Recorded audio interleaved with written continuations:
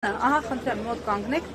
Հարմար է։ Տիկին Մելոյան Facebook-յան ձեր էջում գրառում կարդացի քաղբանտարկյալ այսպես եզրի հետ կապված, պարզաբանել եք, որ դա այսպես մեկից մեկ համընկնում է իրավիճակի հետ։ Ինչու միջազգային արձագանքը այս պահին adekvat չէ, համարժեք չէ։ Այդ պարագայում, եթե ձեր նկարագրած սիտուացիան է իսկապես։ Եթե թույլ կտաք մի հատ նորից անդրադարձ կատարեմ գրառմանս, ինչ է այսօր տեղի ունենում, այսօր դատաքննություն է Սամվել Կարապետյանի խափանման միջոցի երկարաձգումը քննելու, այսինքն կալանքը երկարաձգելու վերաբերյալ։ Սամվել Կարապետյանը մոտ 4 ամիս է արդեն ապօրինաբար ազատազրկված է եւ Սամվել Կարապետյանը դասական քաղաքական բանտարկյալ է։ Դա իմ եզրահանգումը չէ, ես տվել եմ Եվրոպայի խորհրդի խորհրդարանական վեհաժողովը 2012 թվականին ընդունել է 1900-րդ բանաձևը, որով տվել է քաղաքական բանտարկյալ հասկացությունը։ Քաղաքական բանտարկյալ հասկացությունը ունի 5 կոմպոնենտ, ու եթե դրանցից թեկուզ մեկի առկայությունը կա, մարդը համարվում է քաղաքական բանտարկյալ։ Օրինակ, Եվրոպական կոնվենցիայի իմաստով մարդու իրավունքի իրացումը սահմանափակելու նկատառումով են նրա նկատմամբ խափանման միջոց կիրառել։ Այս դեպքում ինչ է տեղի ունեցել, Սամվել Կարապետյանը իր խոսքի ազատությունը իրացնելով, հաշվի առնելով մեր երկրում եկեղեցու դեմ հետապնդումները, ընդամենը 2 րոպեանոց հարցազրույց է տվել եւ ասել է, որ կանգնելու է եկեղեցու կողքին իր ձևով, մեր ձևով եզրույթներն է ասել, անմիջապես դրանից հետո մարդու նկատմամբ իրավական գործընթացներ են մեկնարկել։ Այստեղ ակնհայտ է քաղաքական նպատակաուղղվածությունը, որովհետև էլի տեսական ակնարկան եմ, երբ մարդը խոսք է ասում, իր խոսքը հանցակազմը ընդհանրապես 4 բաղադրիչ ունի, օբյեկտ, օբյեկտիվ կողմ, սուբյեկտ, սուբյեկտիվ կողմ, մենակ երբ նույնը Միքայել Սրբազանի պարագայում, եթե մարդը ինչ-որ հարցազրույց է տալիս ու ինչ-որ եզրահանգում է կատարում, բավարար չէ մարդու խոսքը, պետք է իրավապահ մարմինները բերեն փաստական հանգամանքներ, որ այդ մարդիկ իրենց խոսքին ուղղված կոնկրետ գործողություններ են կատարել։ Այս դեպքում Սամվել Կարապետյանը ասում է, մեր ձևով կմիջամտենք, իրավապահ մարմինները անգամ ձևական առումով ժամանակ չեն տրամադրում, որպեսզի կարողան ենթադրելի լիներ, որ այս մարդը իր խոսքերին ուղղված կոնկրետ գործողություններ է կատարել։ Կատարում է վարչապետը, գործադիր իշխանության ղեկավարը, անմիջապես Facebook-յան գրառումներ, իրավապահ մարմինները ուժի ցուցադրելու նպատակով գնում են մարդու առանձնատուն խոզարկություն իրականացնելու միտումով, իրար հետևող քաղաքական հրահանգավորված գործընթացներ։ Արդյունքում մարդը ազատազրկվում է։ Ու եւ այդ ԵԽԽԲ բանաձևը մյուս կոմպոնենտներով, եթե օրինակ այս մեղադրանքը իրանից միջին ծանրության պետք է ենթադրել ու ընդհանրապես խափանման միջոցները մեր երկրում ունեն տեսակներ ու պետք է կիրառվեն ըստ նպատակահարմարության։ Օրինակ խափանման միջոցը գրավը, վարչական վերահսկողությունը, տնային կալանքը ու դրանցից ամենածանրն է կալանքը։ Ինչու է կալանք երբ կիրառվում է ամենածանր խափանման միջոցը, ինքը ենթադրում է մարդու հիմնարար իրավունքների սահմանափակում։ Պետք է դատարանի համար պատշաճ հիմքեր լինեն, օրինակ, որ մարդը կարող է նախաքննության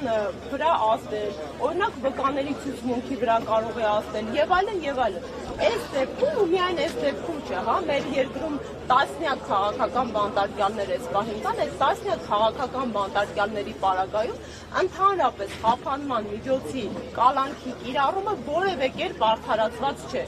Ու այստեղ ես կրկին պետք է այդ կոռելացիան անցկացնեմ, ուղիղ համադրելի ու համեմատական է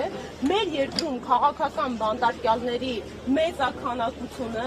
ու նրանց կալանքի տակ գտնվելու իրավիճակը մեր երկրում սրընթաց կերպով աճող հանցագործությունների քանակի ու տեսակների հետ։ Վերջին 7 տարիներում մենք ունենք հանցագործությունների տեսակներ, որոնք հարյուրավոր անգամներ են աճել, տոկոսային հարաբերակցությամբ տասնյակ տոկոսներ։ Արդյոք սրանք համադրելի չեն, այսինքն արդյոք այն պատճառով, որ ամբողջ իրավապահ մարմինների ուշադրությունը կենտրոնացված է ընդդիմադիր գործիչների նկատմամբ, որովհետև երևի թե չկա ընդդիմադիր քաղաքական ուժ, որոնց նկատմամբ չլինեն հետապնդումներ ու չլինեն հարուցված իրավական գործեր։ Արդյոք այս ամենը ուղղակիորեն փոխպայմանավորված չէ։ Հիմա այդ նույն ԵԽԽՎ բանաձևի տարերից մեկը ասում է, հա, եթե մարդու նկատմամբ այդ իրավիճակում ավելի ծանր պատժամիջոց է կիրառված, եթե մարդու նկատմամբ այդ իրավիճակում ուղղակիորեն քաղաքական միջամտությունը հիմնավորված է, այս դեպքում արդեն կարծում եմ հենց դուք լրատվական համայնքդ եք ականատես եղել եւ շրջանառել մեր երկրի վարչապետի Նիկոլ Փաշինյանի տասնյակ գրառումները Սամվել Կարապետյանի հետապնդում ենթադրվող։ Այսինքն ուղղակիորեն հիմնավորված է, որ Սամվել Կարապետյանը հանդիսանում է քաղաքական բանտարկյալ ու հանդիսանում է քաղաքական բանտարկյալ ԵԽԽՎ անդամ 46 պետությունների տրամաբանությամբ։ Ինչու միջազգային արձագանքը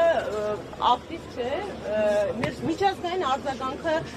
կարծում փակ դռների հետևում, ինչու ոչ նաև արդեն ներառված մեր միջազգային իրավունքի մասնագետների գնահատմամբ կարծում եմ երեք ինքներդ ներկայ եք Ռոբերտ Ամստերդամի ասուլիսին առաջի փաստաբանը չէ, հա, մենք նաև ունեցել ենք Ռուբեն Վարդանյանի դեպքը ու սա էլ արձանագրենք, որ Հայաստանի հետ սերտ կապ ունեցող Հայաստանից ցանկացած երկու աշխարհում մենք միլիարդատեր ունենք, ովքեր Forbes-ի ցուցակում գրանցված են, ու երկուսն էլ այս պահին դա մեր պատմական ամոթն ու ողբերգությունն է, որ գտնվում են անազատության մեջ, մեկը Բաքվում, մյուսը մեր հայրենիքում Հայաստանում։ Ինձ բազմաթիվ գործընկերներ են զանգահարել Սամվել Կարապետյանի ապօրինի կալանավորման դրվագից հետո ու հարցնում են, արդյոք դա ճիշտ է, որ ձեր ֆիլանթրոպիստը, բարերարը, բարեգործը հիմա ձեր երկրում ազատազրկված է, որովհետև մարդկանց համար անգամ երբ ինքը ու հատկապես երբ ինքը ժողովրդավար հասարակության, եվրոպական, ամերիկյան հասարակությունում է բնակվում, իրենց ուղեղը մեջ չի տեղավորվում, հա, ինչպես կարող է մի մարդը, ով այս երկրի ներկայացնող դեմքն է հանդիսանում, ով այդքան ներդրում ունի իր երկրում, կարող է ազատազրկված լինել հենց իր հայրենիքում։ Սամվել Կարապետյանը կարող էր ազատազրկվել օրինակ, հա, Ռուսաստանի Դաշնությունում, Ամերիկայում, Ֆրանսիայում, ու մենք հայերս պետք է ոտքի կանգնեինք ու պայքարեինք, բայց այն, որ այսօր տեղի ունենում իրավիճակ, որ մեր մեծահունում բարերարը ում անելիքները հիմա սկսել են ստիպած իր ընտանիքն ու մերձավորները գույքագրել, հա, թե ինչեր է մինչ օրս կատարել, որովհետև իրական բարեգործությունը չհնչեցված բարեգործությունն է ու այդպես էլ եղել է։ Հիմա այդ բարեգործությունները փորձում են պախարակել, փորձում են անվանարկել ու ստիպված իր մերձավոր միջավայրը հետ հայացքով հավաքագրում է դրվագներ, թե այս մարդը Հայաստանում ինչ է արել ու արել է մոտ $1 միլիարդ բարեգործություն, հասկանում եք մասշտաբը, դա մեր բյուջեի ահռելի մասն է կազմում, մոտ քառորդ չափի պետական բյուջեի այդ մարդը միայն ներդրում է կատարել իր հայրենիքում ու այն իրավիճակը, որ մենք հիմա կանգնած ենք քաղաքակոռուպցիոն դատարանի բակում, հա, այդ զավեշտ է, այդ համահրանք է մեր պետության ժողովրդավար ու իրավական տարերից, որովհետև երբ որ մարդը շուրջ $1 միլիարդ դրսում ունենալով իր հիմնական ակտիվը բիզնես, հա, ներդրումները, ներդրում է կատարում, իրեն մեղադրել ինչ-որ փողերի լվացման դրվագներով ու դա կանխատեսել էր, հա, ես առաջի օրը դատարանում, երբ նրան կալանավորեցին, ասի հիմա կտեսնենք ինչպիսի դրվագներ են գործին ավելացնելու, որովհետև քաղաքական իշխանության հրահանգավորման եւ վախի արդյունքում նպատակ կա մարդուն ընդհանրապես մեկուսացնելու ու կրկին ընդգծում եմ կալանքը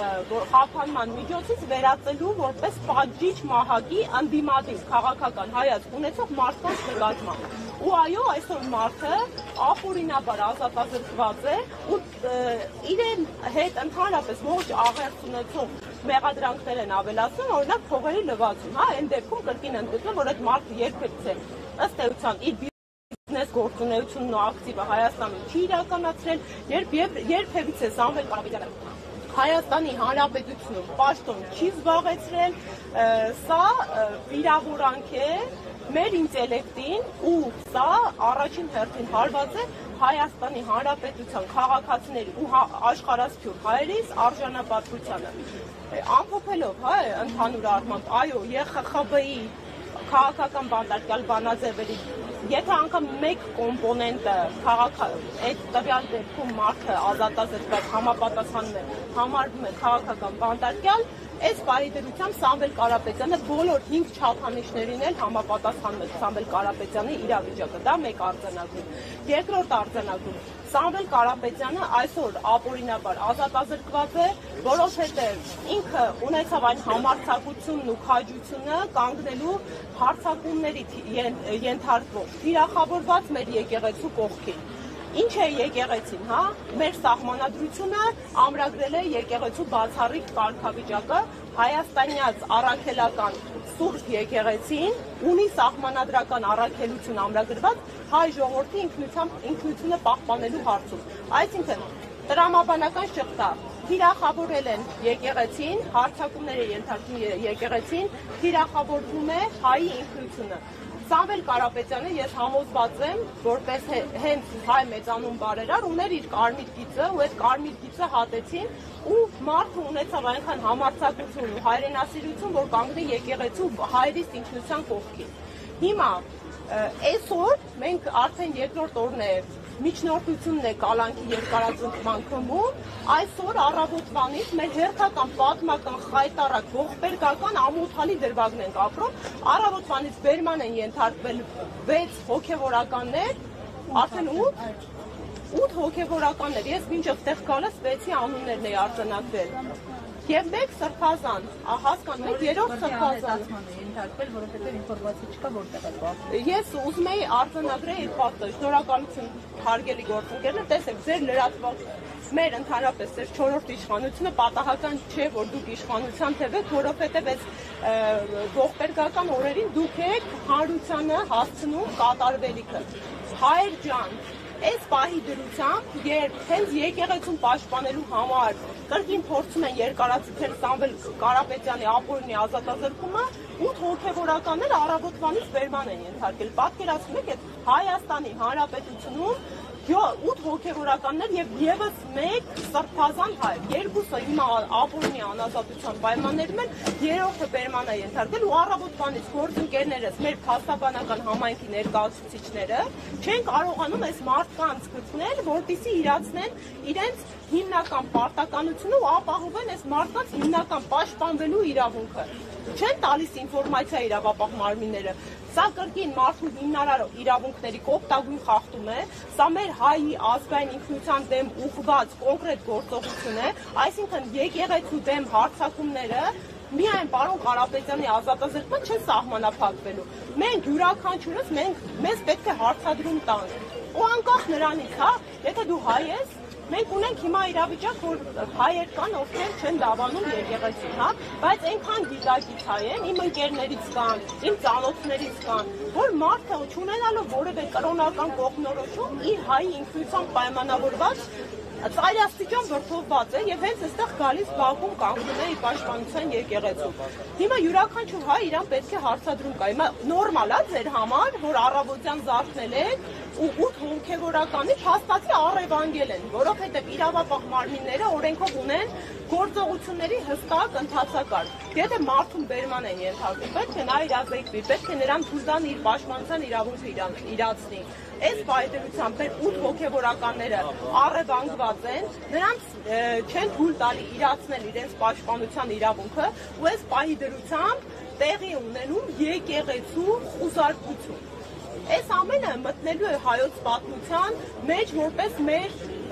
ողբերգական ամոթալի խայտառակ էջեր, ու մենք լինելու ենք այն անփառունակ սերունդը, ովքեր թույլ են տվել, որ իրենց օրոք այս խայտառակ ապօրինությունները տեղի ունենան։ Ես հիմա կրկնեմ, հա, այդ միտքը, մենք իրավաբաններս հիմա մարտիկներ ենք առանց զենքի մարտի դաշտում ու չենք նահանջում, որովհետև մեր թիկունքում ինչքան էլ որ մենք անզեն ենք ու հարվածներ ենք ստանում, շատ կարևոր արժեքներ են, հա, մեր մասնագիտական արժանապատվությունն է, որովհետև նորմալ չի, որ իմ երկրում հիմա մարդուն զուտ երկու խոսքի համար բերեն եւ 4 ամիս ազատազրկեն։ Նորմալ չի, որ իմ երկրում սրբազան հայրեր են ապօրինաբար դատվում, նորմալ չի, որ իմ երկրում այսօր 8 հոգևորական, ես արթնացել եմ, բնականon կյանքս եմ փորձում վարել, բայց 8 հոգևորականների